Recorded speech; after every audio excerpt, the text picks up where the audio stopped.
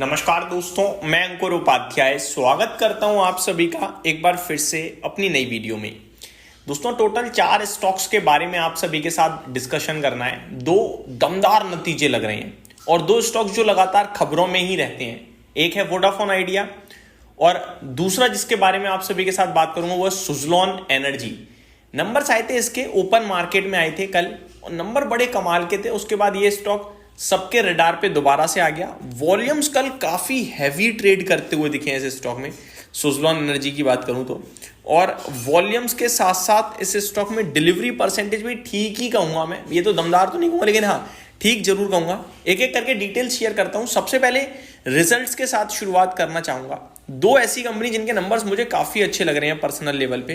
पहले स्टॉक का नाम है दोस्तों जिसके नंबर्स अच्छे लग रहे हैं, वो है रेडिंगटन इंडिया। मतलब इस कंपनी को देखकर ना मेरे को ऐसी वाइब आती है, भाई है क्या सीन है। आप इसको पढ़ने बैठो आपको मजा आ जाएगा।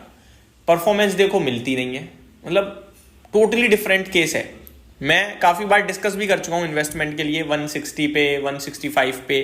अभी हालांकि 250 हो चुका है, ऊपर 350 तक गया था, लेकिन वैल्यू बहुत दिखती है। मार्जिन नहीं बनाती बस कंपनी, लेकिन काम डिटेल में पढ़ना कभी आप इसको टाइम मिले तो।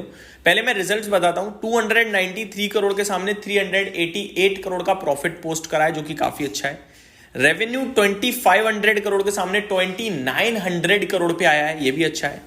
एबिटा 458 करोड़ के सामने 589 करोड़ का एबिटा है और मार्जिन 1.84% से 2.03% के हैं।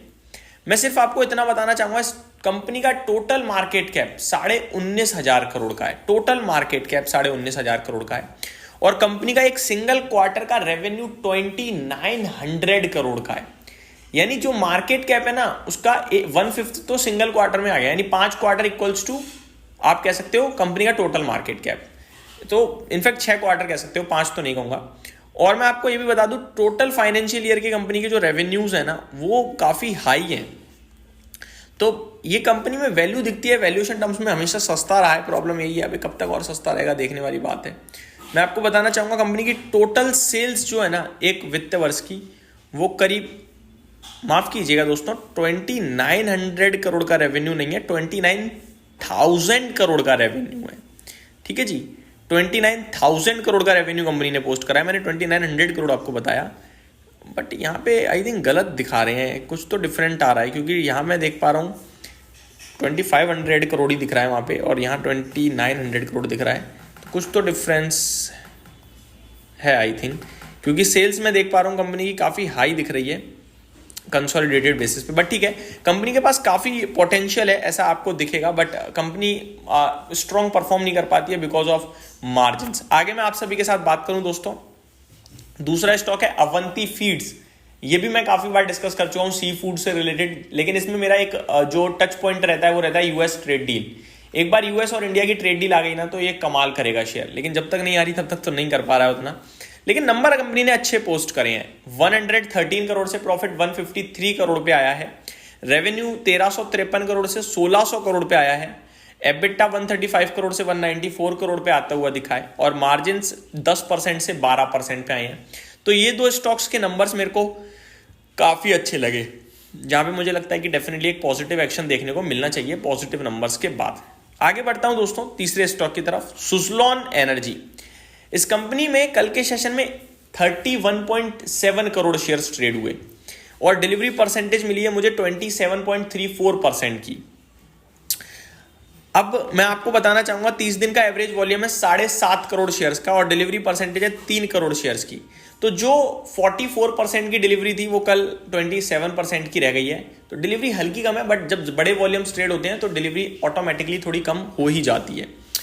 इस कंपनी के नंबर्स भी बताना चाहूंगा, कल ही आए थे। नंबर्स काफी इंटरेस्टिंग लगे हैं इन्वेस्टर्स को, जैसे कि कंपनी का मुनाफा अगर आप देखोगे तो 200 करोड़ से 1280 करोड़ है। हालांकि 1280 में 700 करोड़ एडजस्टमेंट है, अगर वो हटा भी दूं तो भी 200 करोड़ से 580 करोड़ भी मुनाफा काफी अच्छा माना जाएगा। एबिटा अगर आप देखोगे तो 300 करोड़ से बढ़कर 720 करोड़ पे आया है। मार्जिन 14% से 18.62% पे हैं। तो नंबर्स तो firing on all cylinder type थे। 81,000 करोड़ का मार्केट कैप भी हो चुका है इस कंपनी का, लेकिन कल टेक्निकली इतना स्ट्रॉन्ग दिखा नहीं जितना मतलब नंबर वगैरह थे। क्योंकि कल वॉल्यूम्स बहुत बड़े जनरेट हुए, बस स्टॉक ऊपर से काफी नीचे आके बंद हुआ है, यानी ऊपर टेल बन पूंछ काफी ऊपर छोड़ के आया है, विक जिसे कहते हैं इंग्लिश में, और बॉडी काफी छोटी रही है। तो एक तरीके से इनडिसीजन कैंडल रही है, बायर और सेलर के बीच में काफी तंगड़ी फाइट थी, लेकिन डिसीजन मुझे लगता है कि कल की कैंडल में कुछ हमें दिख नहीं पा रहा है। 20 EMA की बात करूं तो वो प्लेस्ड है 56.45, दैट मीन्स अगर आपके पास है तो 56 रुपए का एक स्ट्रिक्ट स्टॉप लॉस लगा के आप होल्ड कीजिए।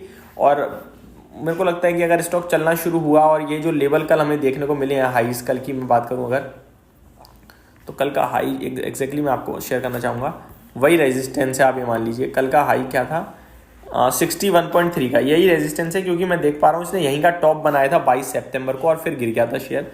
इनकेस ये 61 के ऊपर बंद होता है तो मेरे को लगता है फिर 65 तक जाने की प्रोबेबिलिटी रखता है। नेक्स्ट और लास्ट स्टॉक है दोस्तों वोडाफोन आइडिया। ये अलग कहानी है भाई साहब, सुप्रीम कोर्ट में पहले सुनवाई होनी है, वो सब हो गया क्लियर, कोई दिक्कत नहीं आई है। अब सरकार के ऊपर है, पैसा छोड़ना चाहती है, लेना चाहती है, जो करना चाहती है करे। इसी के चलते दोबारा फोकस में आ गया है एनालिस्ट के और थोड़े ऊपर के टारगेट्स की बात करने लगे हैं। मेरा मानना सिंपल सा रहा है इस स्टॉक को लेकर, आपको पैसा लगाना है लगाइए, लेकिन लिमिटेड लगाइए और फिर लगा के भूल जाओ उसको। ये मत देखो कि 9 से 10 हो गया, 11 हो गया, 12 हो गया, या 9 से 6 हो गया, मत देखो, लगाओ, लगा के भूल जाओ। अगर कंपनी सर्वाइव करती रही, बढ़ती रही, तो आपका पैसा मल्टी टाइम फोल्ड होगा, और अगर कंपनी ने नहीं टिकना होगा, कुछ गड़बड़ होगी, वो फिर खत्म होगा, तो या फिर ये वहीं घूमता रहेगा, आप फ्रस्ट्रेट होते रहोगे, बात कुछ और नहीं है। तो लिमिटेड लगा के छोड़ दो, भूल जाओ, एंड दैट्स इट। मैं ऐसे स्टॉक्स के लिए एक थीम यूज करता था, अगर आपको याद हो तो, कि अगर आपके पास 4 व्हीलर है तो एक 4 व्हीलर की सर्विस होने में 15-20 हज़ार रुपये मिनिमम साइड पे लगते हैं। तो सोच लो एक बार सर्विस करा ली। 2 व्हीलर है तो वो अलग अलग बाइक, अलग अलग रेट, सिंपल वही मैं कहना चाहूँगा बस आप सभी के साथ। इतना याद रखिएगा, अपनी ओवरऑल पोर्टफोलियो के 3 से 4% का ज़्यादा पार्ट मत डालना, क्योंकि फिर वो आपकी पोर्टफोलियो के लिए डैमेज करने वाली बात होगी। 1 लाख की पोर्टफोलियो 50,000 का वोडाफोन ले रखा है, वो कुछ करेगा ही नहीं, वो पैसा एक तरीके से बेकार हो गया। बेकार इन मीन वो 9 से 10 होगा, 11 होगा, आप सोचोगे बढ़ेगा, फिर वो वापस 9 आ जाएगा, यही चलता रहेगा। अदरवाइज आप हिस्ट्री उठा के देख लीजिए। तो ये मेरी तरफ से आपके लिए अपडेट थी, उम्मीद करता हूँ डिटेल्स पसंद आई होंगी। Thank you so much for watching this video, have a great day guys.